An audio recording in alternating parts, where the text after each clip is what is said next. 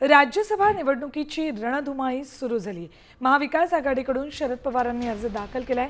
महाविकास आघाडीच्या नेत्यांच्या उपस्थितीत शरद पवारांनी अर्ज भरला। भाजपच्या 4 उमेदवारांचेही राज्यसभेसाठी अर्ज दाखल करण्याची प्रक्रिया सुरू झाली। फडणवीस रवींद्र चव्हाणांची यावेळेला उपस्थिती होती। पार्थ पवारांनीही उमेदवारी अर्ज दाखल केलाय। शिंदे सेनेचा उमेदवार मात्र अजूनही ठरलेला नाही। अर्ज दाखल करण्यासाठी अगदी काही तास शिल्लक आहेत, मात्र तरी शिंदे सेनेचा उमेदवार ठरलेला नाहीये।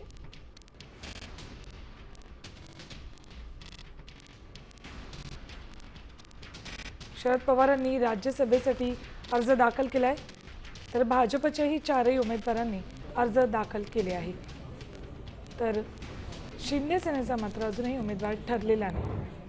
नावा चर्चेत आहेत, मात्र उमेदवारी कुणाला मिळणार याची उत्सुकता आहे। शरद पवारांना पराभूत करण्यासाठी म्हणून शिंदे सेना ही आपला उमेदवार देते।